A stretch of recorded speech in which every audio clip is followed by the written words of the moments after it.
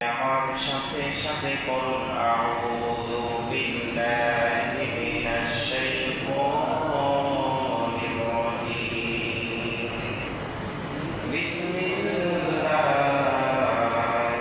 রাহমানির রাহিম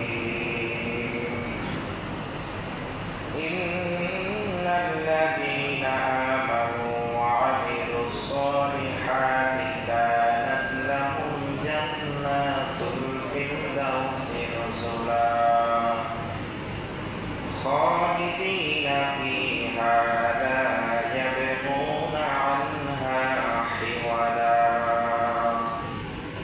সাদাকাল্লাহু মাওলানাল আযীম وقال الله تعالى في آية أخرى فلا تعلم نفس ما أخفي لهم من قرة أعين جزاء بما كانوا يعملون صدق الله مولانا العظيم وصدق رسوله النبي الحبيب الكريم فقد قال الله تعالى في شان حبيبه إن الله وملائكته يصلون على النبي يا أيها الذين آمنوا صلوا عليه وسلموا تسليما اللهم صل على سيدنا مولانا محمد وعلى آل سيدنا مولانا এই দুনিয়ায় সবাই আমরা অমর দেশের প্যাসেঞ্জার কেউ বা আগে কেউ বা পরে যাইতে হবে ঘুরে পার আল্লাহুম্মা সাল্লি আলা সাইয়্যিদিনা মাওলানা মুহাম্মদ ওয়া আলা আলি সাইয়্যিদিনা মাওলানা লা ইলাহা ইল্লাল্লাহ লা ইলাহা ইল্লাল্লাহ লা ইলাহা ইল্লাল্লাহ মুহাম্মাদুর রাসূলুল্লাহ সাল্লাল্লাহু আলাইহি ওয়াসাল্লাম जिसे चाहा दर पे बुला लिया जिसे चाहा अपना बना लिया एबारे करम है फैसले एबारे नसीबों की बात है बाला वल्लौला बिकमालिही कशफा तुजा बिजमालिही हसनत जमील खिसालिही सल्लु अलैहि व आलिहि सल्लु अलैहि व आलिहि अल्लाहुम्मा सल्लि व सल्लिम व बारिक अलैहि উপস্থিত আজ পবিত্র জিলহজ মাসের তৃতীয় জুমায় আল্লাহর ঘরে জুমার নামাজ আদায় করার উদ্দেশ্যে সমবেত মুসল্লিয়ানে কেরাম, আমরা সর্বপ্রথম আল্লাহ তাআলার দরবারে শুকরিয়া আদায় করি যে আল্লাহ পাক রব্বুল আলামিন আমাদেরকে আল্লাহর ঘর মসজিদে আসার এবং বসার তৌফিক দিয়েছেন। সেজন্য আল্লাহ তাআলার দরবারে শুকরিয়া আদায় করে বলি আলহামদুলিল্লাহ। আরো শুকরিয়া আদায় করি যে আল্লাহ পাক রব্বুল আলামিন আমাদেরকে বিনা দরখাস্তে বিনা আবেদনে আখিরি নবীর উম্মত হিসেবে কবুল করেছেন। শ্রেষ্ঠ উম্মতের মর্যাদা দিয়েছেন শ্রেষ্ঠ ধর্মগ্রন্থ আল কোরআন আমাদেরকে জীবন বিধান হিসেবে দিয়েছেন, শ্রেষ্ঠ রাসূল আমাদেরকে উপহার দিয়েছেন, শ্রেষ্ঠ উম্মতের মর্যাদা আমাদেরকে দিয়েছেন। সেজন্য আবারও দিল দারাজ করে কালিমাতুল শুকর আদায় করে পড়ি আলহামদুলিল্লাহ। আজকে আমরা কথা বলবো বেহেশতের পরিচয় নিয়ে। বেহেশত কেমন হবে? আমরা মুসলমান, আল্লাহকে বিশ্বাস করি, নবীকে বিশ্বাস করি, ইসলাম ধর্মকে আমরা বিশ্বাস করি। আমাদের ধর্ম হচ্ছে ইসলাম। আমরা যে কাজগুলি করি, ইসলাম ধর্মের যে দাবি, আল্লাহ এবং রাসূলের সন্তুষ্টির জন্য প্রত্যেকটি কাজ মুসলমানকে করতে হবে। সেই মুসলমান যদি আল্লাহ এবং রাসূলের বিধিবিধান, আল্লাহ এবং রাসূলের দেওয়া পথে এবং মতে যদি চলাফেরা করে, তাহলে তাদের ঠিকানা হবে জান্নাত। এজন্য আমাদের মূল উদ্দেশ্য হচ্ছে জান্নাত হাসিল করা। তো এই জন্য জান্নাত অর্জন করতে হবে, ভালো ভালো আমল করতে হবে। খুতবাতে যে আয়াতে কারিমা তেলাওয়াত করেছে, আল্লাহ তাআলা বলেছেন বেহেশতের পরিচয় একটু পরে আমাদেরকে কোরআন এবং হাদিস থেকে আমি ইনশাআল্লাহ দেব। তার আগে বলে জান্নাত তাদের জন্য যারা আল্লাহ এবং রাসূলের নির্দেশনা মেনে চলে, যারা সৎ কাজ করে, অসৎ কাজ থেকে দূরে থাকে, যারা নেকির কাজ করে, গুনাহের কাজকে পরিত্যাগ করে, ছেড়ে দেয়, তাদের জন্য হচ্ছে জান্নাত। যেটা বলেন সুবহানাল্লাহ। এই জন্য আল্লাহ তাআলা বলেছেন ইন্নাল্লাযীনা আমানু ওয়া আমিলুস সালিহাত,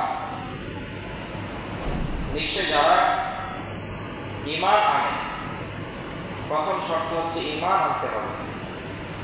ঈমান যদি কেউ না আনে, সে যদি সৎ কাজ করে, তার এই সৎ কাজের বেনিফিট সে পাবে না।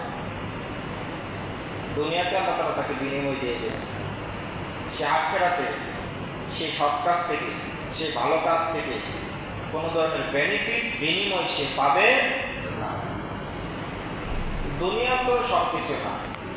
দুনিয়া হচ্ছে অল্প কয়েকদিনের জিন্দেগি, যেখানে থাকতে হবে আমাদের আবার চিরকাল, যেখানে থাকতে হবে অনন্তকাল, যেই কালের কোনো সীমা পরিসীমা নাই, যেটার শেষ বলতে কোনো কথা নাই। আখিরাত হবে চিরকাল। সেই চিরকালের তুলনায় 50-60 বছর কিছুই না, 70-80 বছর, 100 বছর এগুলা কিছুই না। এই জন্য আমাদেরকে সবসময় এই দুনিয়া থেকে পরকালকে প্রাধান্য দিতে হবে। কথা বলেন ঠিক না বেঠিক? পরকালকে প্রাধান্য দিতে হবে। আল্লাহ তাআলা এই জন্য বলেছেন 30 পারা, ওয়াল আখিরাতু খায়রুন ওয়া আবকা। আখিরাত হচ্ছে দুনিয়া থেকে শ্রেষ্ঠ, ওয়া আবকা সেটা হচ্ছে চিরকাল ব্যাপী এক সময়, যেটার কোনো শেষ বলতে কোনো কিছু না। অর্থাৎ আমরা 50 বছর বাঁচি, 60 বছর বাঁচি, 100 বছর, 150 বছর, 200 বছর ধরে, 200 বছর তো কেউ বাঁচে না। 200 বছর যদিও আপনি বাঁচেন, কথার কথা, এরপর আপনাকে মরতে হবে। মরার পরে যে জিন্দেগিটা, সেটা কিন্তু চিরকাল চলবে। তো চিরকালের জিন্দেগি যেন আমাদের সুন্দর হয়, সেই চিন্তা করতে হবে। আল্লাহ তাআলা বলেছেন ইন্নাল্লাযীনা আমানু, যারা ঈমান এনেছে, ওয়া আমিলুস সালিহাত, এবং নেক কাজ করেছে। শর্ত কয়টা? 2টা। 1 নম্বর হচ্ছে ঈমান আনয়ন করতে হবে, 2 নম্বর হচ্ছে নেক কাজ করতে হবে। কানাত লাহুম জান্নাতুল ফিরদাউস নুজুলা, তাদের জন্য হচ্ছে জান্নাতুল ফিরদাউস। যারা বলুন সুবহানাল্লাহ।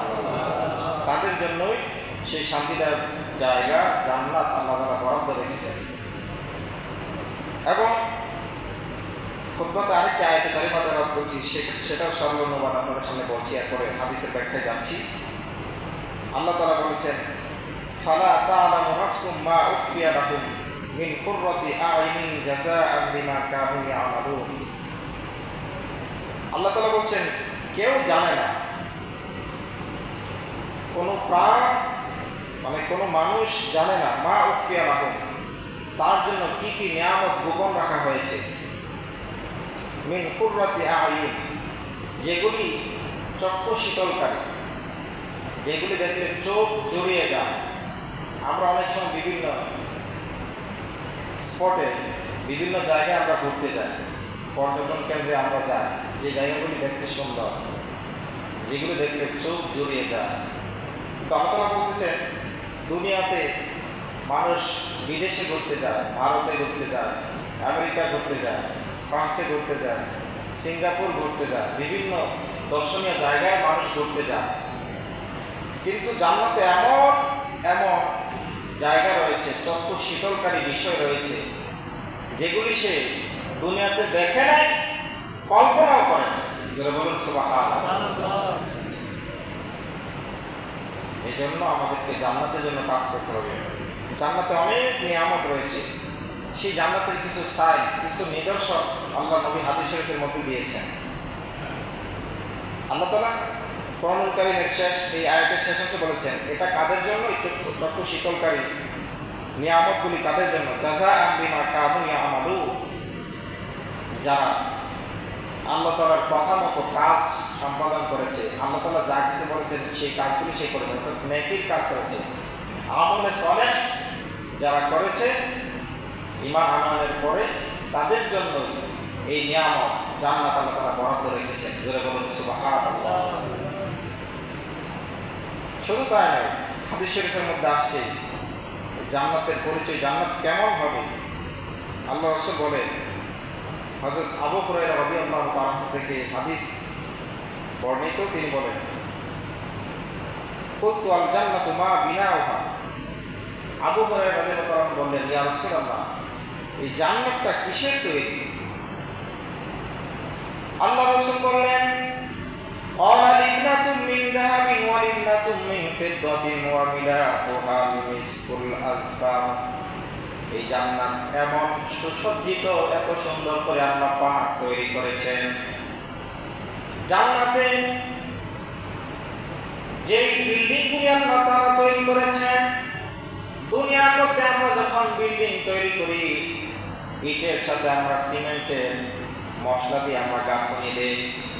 আল্লাহ নবী বলেন, জান্নাত এত সুন্দর করে তৈরি করা হয়েছে, জান্নাতের মধ্যে একটি ইট হবে স্বর্ণের। সুবহানাল্লাহ বলবেন না? একটা ইট হবে স্বর্ণের। স্বর্ণের একটা ইটের ওজন কত হবে? এটার দাম কত হবে?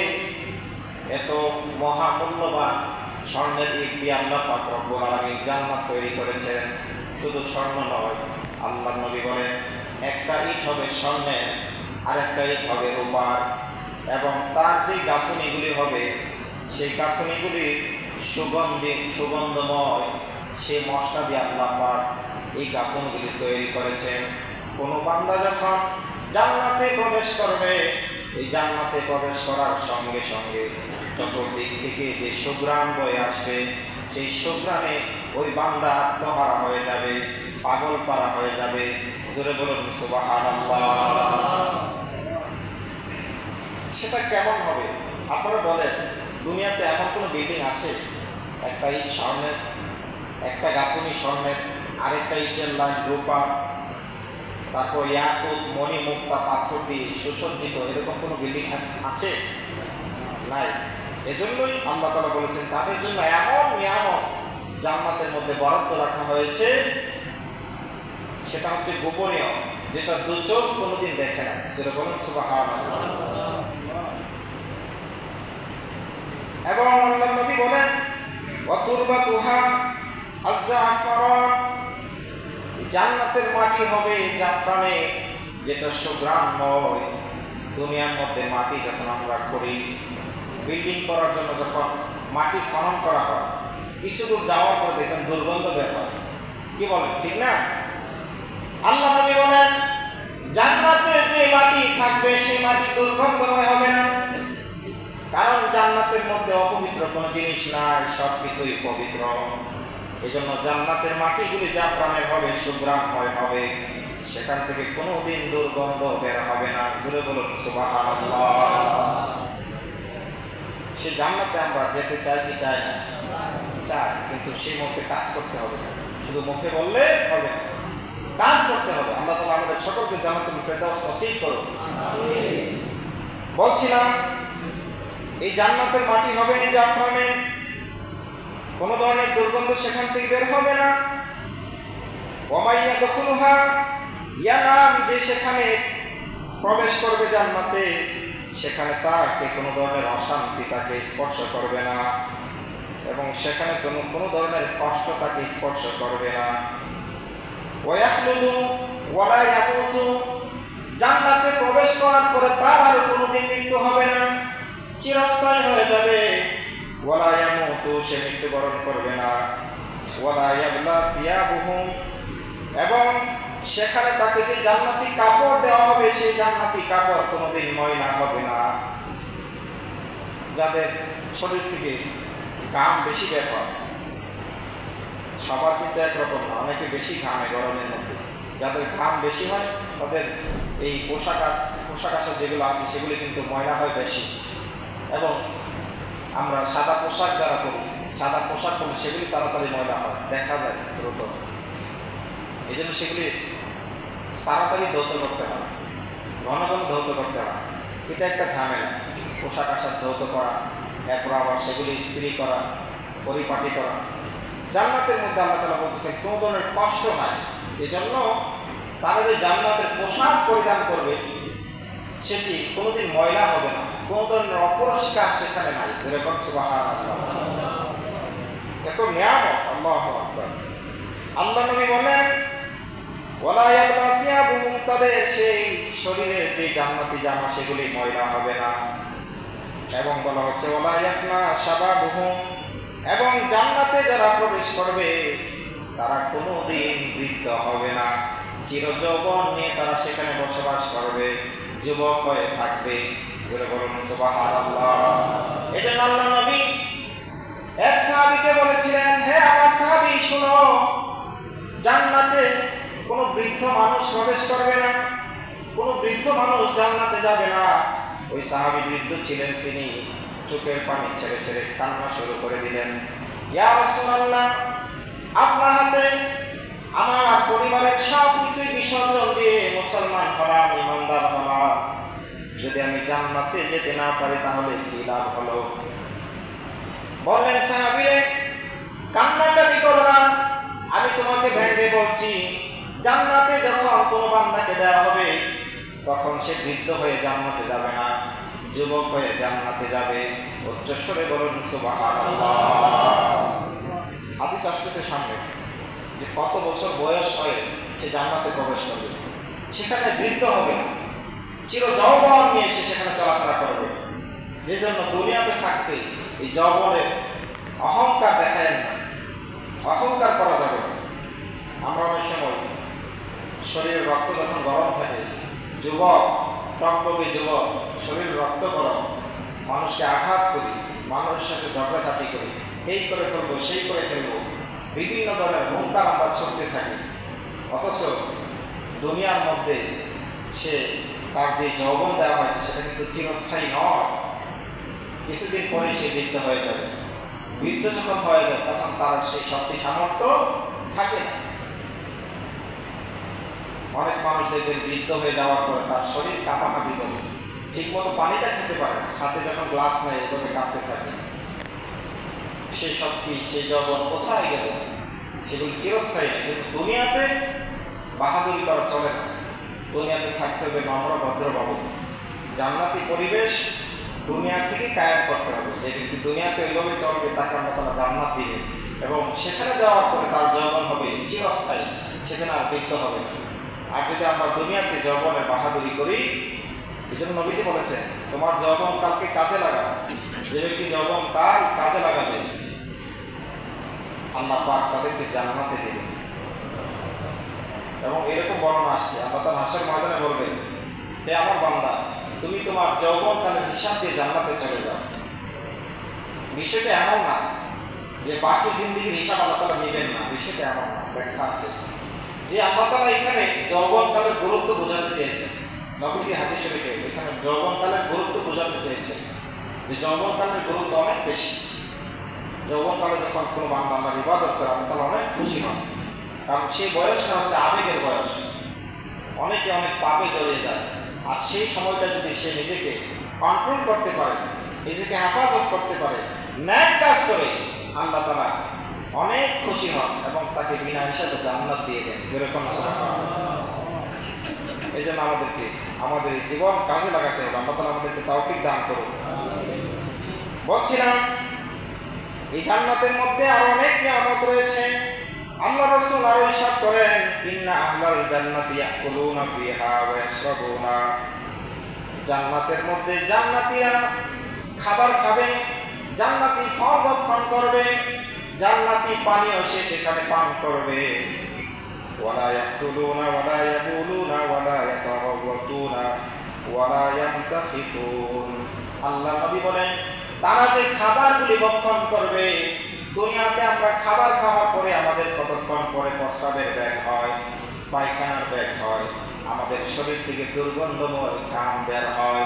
আল্লাহ নবী বলেন, জান্নাতি ব্যক্তিকে যখন জান্নাতে দেওয়া হবে তখন তার প্রস্রাবের কোনো ব্যাগ হবে না, পায়খানার কোনো ব্যাগ হবে না, তার কোনো ধরনের শরীর থেকে কোনো দুর্গন্ধ বের হবে না। আল্লাহ নবীর সাহাবীরা বললেন, ক্বালু ফামা বালুত তাআম, ইয়া রাসূলুল্লাহ, তাহলে তার খাবারগুলি কোথায় যাবে? আল্লাহ রাসূল বলেন, ক্বালা হাশাউন ওয়া রাশুন কারাশিল মিসকি। সে ঢেকুর ছাড়বে। কি ছাড়বে?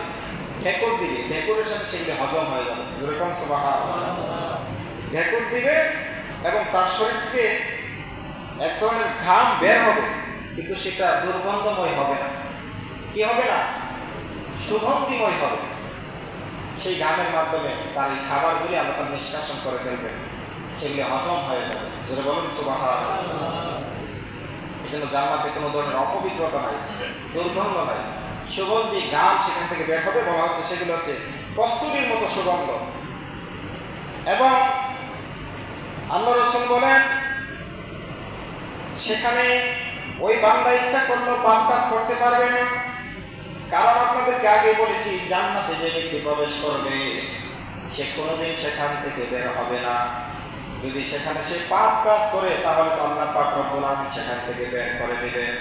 এই জন্য কোনো বান্দা যখন, হাদিস শরীফে আসছে, জান্নাতে যখন দেওয়া হবে, মানুষ শ্বাস প্রশ্বাস ফেলতে তার যেমন কষ্ট হয় না, আমরা যে শ্বাস ছাড়তেছি আবার নিতেছি, অক্সিজেন গ্রহণ করতেছি, কার্বন ডাই অক্সাইড আমরা ত্যাগ করছি, আমাদের কি কষ্ট হচ্ছে?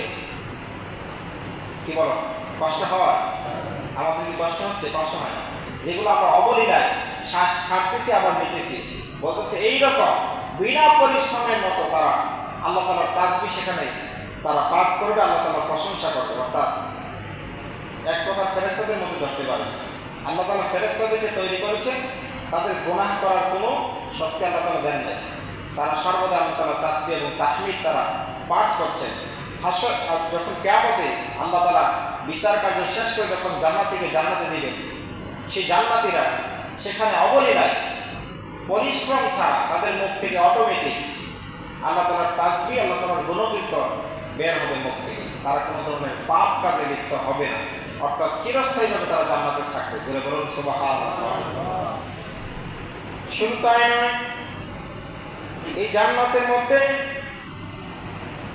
আমরা দুনিয়ার মধ্যে নারীর পেছনে পড়ে অনেক পাপ কাজ করে ফেলি, প্রেমিকার পেছনে দৌড়ে অনেক পাপ কাজে আমরা নিমজ্জিত হয়। আল্লাহ রাসূল বলেন, জান্নাতের মধ্যে এমন হুর তাকে দেওয়া হবে, যেমনি দুনিয়াতে গুনাহের কাজ থেকে বিরত থাকলো এবং নেক কাজ করলো, তাকে জান্নাতের মধ্যে এমন হুর দেওয়া হবে। জান্নাতি হুর কেমন? বলা হচ্ছে, ইত্তলাত ইলাল আরদি, যদি তারা দুনিয়ার মধ্যে কোনদিন আসতো, দুনিয়ার মধ্যে যদি তারা কোনদিন একটা উকি মারত, দুনিয়াতে আসতো না, শুধু একটা উকি মারত, লা আদাআত মা বাইনাহা, দুনিয়ার সব কিছু উজালা হয়ে যেত, আলোর মতো উজ্জ্বল হয়ে যেত। জোরে বলুন সুবহানাল্লাহ। আর দুনিয়াতে আমরা সামান্য একটু সুন্দর দেখে তার পিছনে ঘুরঘুর করতে থাকি, দিন দুনিয়ার সব খেয়াল বাদ দিয়ে ওই মেয়ের পিছিয়ে দৌড়তে থাকে। অথচ জান্নাতের মধ্যে এর চেয়ে অনেক বেশি বেশি, যেটা কল্পনা করা যাবে না, তুলনাও দেওয়া যাবে না। যদি দুনিয়াতে সেই হৌর যদি উকি মারত, পুরা দুনিয়া আলোকিত হয়ে যেত, উদ্ভাসিত হয়ে যেত। যেটা বলুন সুবহানাল্লাহ। এরপর বলা হচ্ছে তার মাথার মধ্যে যে ওড়না থাকবে, বিস্তারিত বলার সময় নয়, এবার বললে সময় নষ্ট হবে। আমি আপনাদেরকে অনুবাদ শুনিয়ে দিচ্ছি। আল্লাহ নবী বলেন, তাদের মাথার মধ্যে যে ওড়না থাকবে সেই ওড়নার দাম কত? সেই ওড়নার দাম এত বেশি, এই ওড়নাটা দুনিয়ার সমস্ত ধন সম্পদ থেকে এবং দুনিয়ার মূল্য যত, এই দুইটার চেয়েও বেশি হয়ে যাবে। দুনিয়ার মধ্যে যত সম্পদ আছে, ধন দৌলত, যত ধরনের হীরা মণি মুক্তা স্বর্ণ, যত সম্পদ দুনিয়ার মধ্যে আছে, টাকা পয়সা, সেই সমস্ত সম্পদ এবং দুনিয়ারও তো একটা মূল্য আছে।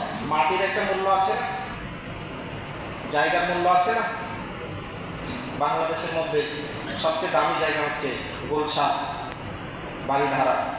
সেখানে ইঞ্চি ইঞ্চি মাটির দাম আছে, লক্ষ লক্ষ কোটি কোটি টাকার মাটি সেগুলি। তো এই দুনিয়ার একটা মূল্য আছে, পুরা দুনিয়ার মূল্য যত হবে এবং এই দুনিয়ার মধ্যে যত সম্পত্তি আছে, সব সম্পদ একসাথে করেও ওই জান্নাতে যে হুর আছে তাদের মাথায় যে ওড়না থাকবে, সে ওড়নার দামের সমান হবে না। যেটা বলুন সুবহানাল্লাহ। সুতরাং আমাদেরকে সেই চিরস্থায়ী সুখের কথা চিন্তা করতে হবে। দুনিয়ার সামান্য সুখ দেখে, দুনিয়ার সামান্য সৌন্দর্য দেখে সেখানে আমাদেরকে পড়ে থাকতে হবে না, সেখানে আমাদেরকে গেলে হবে না। আমাদেরকে চিরস্থায়ী সুখের কথা চিন্তা করতে হবে। আমরা তো সবার সাথে একটা বিবেক আছে, আকল আছে, আল্লাহ তাআলা সেটা নিয়ামত হিসাবে সবাইকে দিয়েছেন এবং সেই বিবেক দিয়ে আমরা চিন্তা করতে পারি। আমাদের সামনে যদি কেউ 5 টাকা দেয়, আবার আরেকটা অপশন দেয় যে আপনি হয়তো 5 টাকা নেবেন, নয়তো 100 টাকা নেবেন, আপনি কোনটা নেবেন? 100 টাকা নেবেন না? 5 টাকা বেশি না 100 টাকা বেশি? 100 টাকা বেশি। তো আমাদের যেমন বিবেক খাটিয়ে আমরা সেটা চিন্তা করতে পারি যে 5 টাকা কম 100 টাকা বেশি, সেটা আমাকে নিতে হবে। এখানে আমাদেরকে সেই চিন্তা শক্তি কাজে লাগাতে হবে। এই দুনিয়া হচ্ছে ক্ষণস্থায়ী, অল্প কয়েকদিনের জিন্দেগি। সেটা হচ্ছে আমাদেরকে আখিরাতকে প্রাধান্য দিতে হবে, কারণ আখিরাতের কোনো সীমা পরিসীমা নাই। কত বছর থাকতে হবে সেটার কোনো লিমিটেশন নাই, চিরকাল আবাদুল আবাদ সেখানে থাকতে হবে। সুতরাং চিরস্থায়ী যে আবাসস্থল সেটাকে সাজাতে হবে। এই জন্য দুনিয়ার উপর আখিরাতকে প্রাধান্য দিতে হবে। আল্লাহ তাআলা আমাদেরকে তৌফিক দান করুন।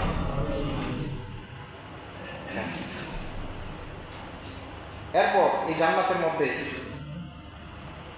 এমন অনেক নিয়ামত রাজি আল্লাহ তাআলা রেখেছেন, যে নিয়ামতের কথা বলতে গেলে অনেক সময় প্রয়োজন। আমি আপনাদের আরেকটি হাদিস বলতেছি। জান্নাতে যখন মানুষ প্রবেশ করবে, আল্লাহ রাসূল বলতেছেন, জুরদা ওয়া মুরদা মুকাহহিলিনা আবনা সালাতিনা ওয়া সালাতিন ওয়া সালাতিনা সানা। জান্নাতে যখন কোনো বান্দা যখন প্রবেশ করবে, তখন সে শিশু বাচ্চা হোক, সে বৃদ্ধ হোক অথবা যুবক হোক, জান্নাতে যখন মানুষ প্রবেশ করবে তখন তাকে 33 বছর অথবা 30 বছরের যুবক হিসাবে তাকে জান্নাতে প্রবেশ করানো হবে। সুবহানাল্লাহ বলবেন না? ওই যে একটু আগে বললাম যে নবীজি বৃদ্ধ সাহাবীকে বলেছেন, সে সাহাবী বৃদ্ধ লোক তো জান্নাতে যাবে না। তখন সাহাবী কাঁদতে শুরু করলেন। আল্লাহ রাসূল তখন সাথে সাথে বললেন, সাহাবী কান্নাকাটি করো না, আল্লাহ পাক কোনো বৃদ্ধকে জান্নাতে দেবেন না। মানে হচ্ছে আল্লাহ তাআলা তাকে যুবক বানিয়ে, 30 বছরের যুবক অথবা 33 বছরের যুবক বানিয়ে তাকে জান্নাতে প্রবেশ করাবেন। জোরে বলুন সুবহানাল্লাহ। কারণ বৃদ্ধ মানুষের শরীরে শক্তি থাকে না, ওই সময় আরাম আয়েশেরও তেমন ইচ্ছা শক্তি থাকে না। যুবক বয়সে যে একটা ইচ্ছা শক্তি থাকে সেটা বৃদ্ধ বয়সে থাকে না।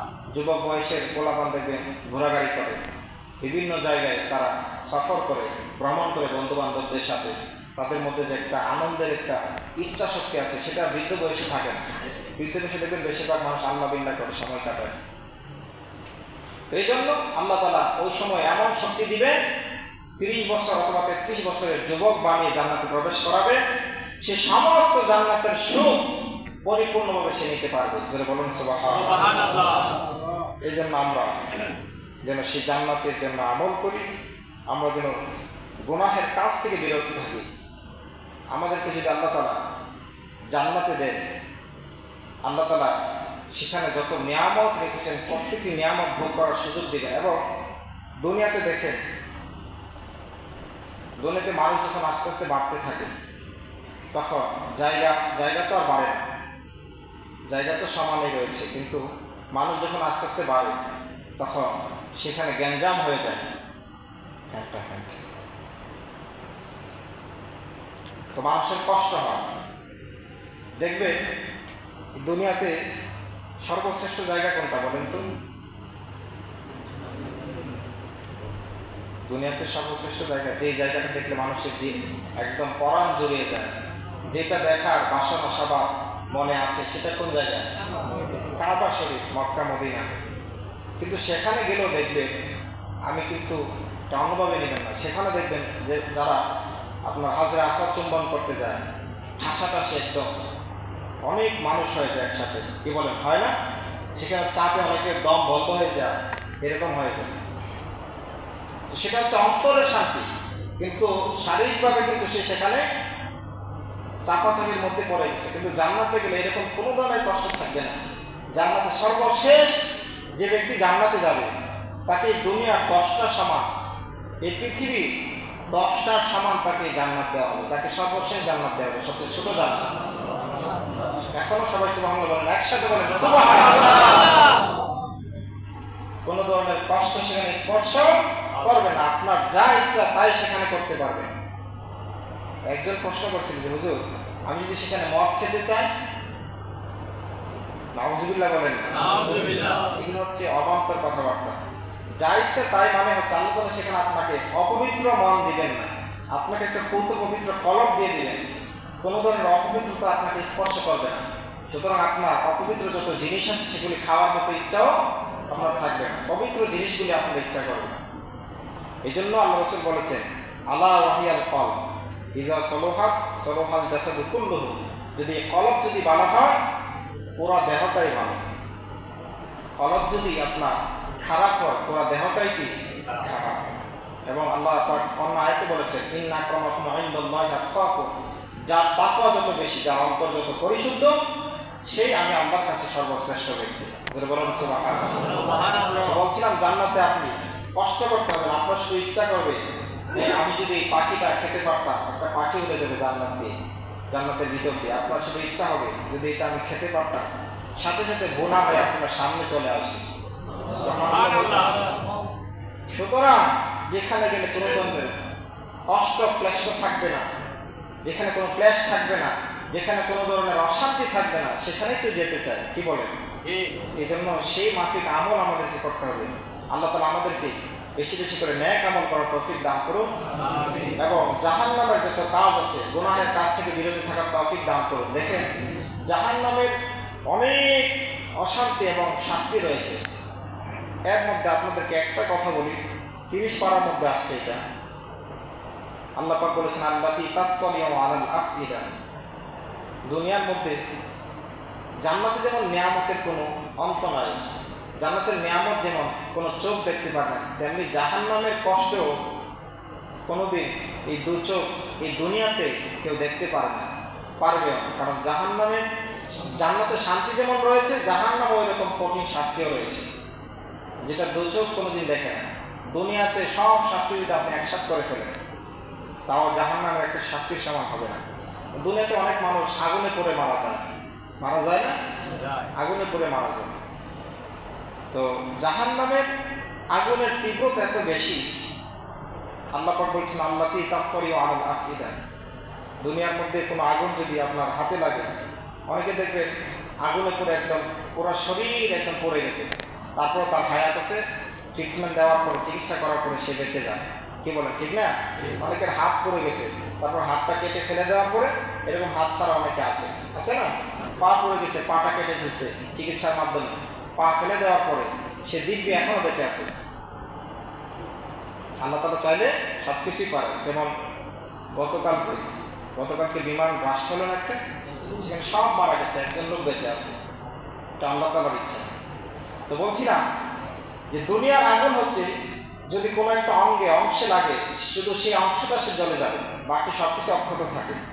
কিন্তু জাহান্নামের শাস্তি এত ভয়াবহ হবে, শরীরের কোনো একটা অংশ যদি স্পর্শ করে, মনে করেন হাতের এই শাহাদাত আঙ্গুলের সামনে উপরিভাগে শুধু লাগার সঙ্গে সঙ্গে একদম কলিজা পর্যন্ত ভাজি হয়ে যাবে, পুরো ছাই হয়ে যাবে। নাউযুবিল্লাহ বলবেন না? নাউযুবিল্লাহ। এই জন্য সেই জাহান্নাম থেকে বেঁচে থাকার চেষ্টা করতে হবে, এবং গুনাহের কাছ থেকে বেঁচে থাকা অনেক সহজ, জান্নাতে যাওয়া অনেক সহজ না। আপনি যখন একটা নেকির কাজ করেন, কুরআনুল কারীমের মধ্যে আসছে, কুরআনুল কারীমের মধ্যে স্পষ্ট বলা হয়েছে, আপনি যখন নেকির নিয়ত করেন, নেক কাজের নিয়ত করেন, নিয়ত করার সঙ্গে সঙ্গে আল্লাহ তাআলা ফেরেশতাদেরকে অর্ডার দিয়ে রেখেছেন যে আমার বান্দা যখন নেক কাজের নিয়ত করবে সঙ্গে সঙ্গে নেকটা লিখে ফেলবে। সুবহানাল্লাহ বলবেন? সুবহানাল্লাহ। এবং গুনাহের কাজ যখন বান্দা নিয়ত করে লিপিবদ্ধ করবে না যতক্ষণ না সে গুনাহ না করে। সুবহানাল্লাহ বলবেন না? সুবহানাল্লাহ। তাহলে আল্লাহ তাআলা চান আমরা যে জান্নাতে যাই, কি বলে সহজ করে দিয়েছে, তারপরেও আমরা অনেকে জোর করে জাহান্নামে চলে যাই। আল্লাহ তাআলা আমাদেরকে জাহান্নাম থেকে হেফাজত করুন, আমিন। এবং শুধু তাই না, হাদিসের মধ্যে আসছে ডান কাঁধের যে ফেরেশতা আছে কিরামান, সে বাম কাঁধের ফেরেশতাকে গুনাহ লিপিবদ্ধ করার ব্যাপারে সে কিন্তু নেতা। ডান পাশের যেই আপনার ফেরেশতা আছে তাকে আল্লাহ তাআলা নেতা বানিয়ে দিয়েছে, বাম পাশের ফেরেশতা কিন্তু তার অধীনে। তাহলে দেখেন আল্লাহ তাআলা যতগুলি ক্ষেত্র তৈরি করেছেন সব আমাদের সুবিধা করে দিয়েছেন, তারপর আমরা সেই সুবিধাগুলি নিতে পারছি না। আমাদের চলাফেরা ইহুদি খ্রিস্টানদের মতো, আমাদের চলাফেরা বিধর্মীদের মতো। অথচ আল্লাহ তাআলা আমাদেরকে মুসলমান বানিয়ে দিয়েছেন। আপনি জানেন একজন বিধর্মী সে যে পরিবেশে থাকে, সে ইচ্ছা করলে, অনেকের ইচ্ছা আছে এরকম মুসলমান হওয়ার, কিন্তু তা ওই পরিবারের প্রতি মায়ার কারণে সে আসতে পারে না। এরকম আছে, আমাদের সাথে কথাবার্তা হয়েছে। আমাদের গ্রামের পাশে একটা হিন্দু পাড়া আছে, তারা বলে আমাদেরকে হুজুর আপনাদের সব কিছু ভালো লাগে, কিন্তু পরিবারের প্রতি যে একটা টান আছে, মহব্বত আছে। তা আল্লাহ তাআলা আমাদেরকে সব কিছুই অনুকূলে করে দিয়েছে। আমাদের 14 গোষ্ঠী মুসলমান, বাপদাদা মুসলমান, তারপর আমরা মুসলমানের যে মুসলমানিত্ব আছে, মুসলমানের যে আদর্শ রয়েছে সেটা আমাদের পছন্দ হয় না, অথচ এটা একটা বড় নিয়ামত আল্লাহ তাআলা আমাদেরকে দিয়েছেন। যাই হোক, বেশি কথা বলতে গেলে অনেক সময় নষ্ট হয়ে যাবে, সময় প্রায় শেষের দিকে। আমি সহ আপনাদের সকলকে নিয়ে আল্লাহর কাছে আমরা তৌফিক কামনা করি, আল্লাহ তাআলা যেন আমাদেরকে জান্নাতুল ফেরদাউস দান করে এবং বেশি বেশি নেক আমল করার তৌফিক দান করে, জাহান্নামের যত কাজ আছে গুনাহের কাজ থেকে আমাদেরকে বিরত রাখে। সকলে বলুন আমিন। ওয়া আলাইনা ইল্লাল বালাগ। যারা সুন্নাত করেন নাই 4 রাকাত ক্বাবলাল জুমা পড়েন।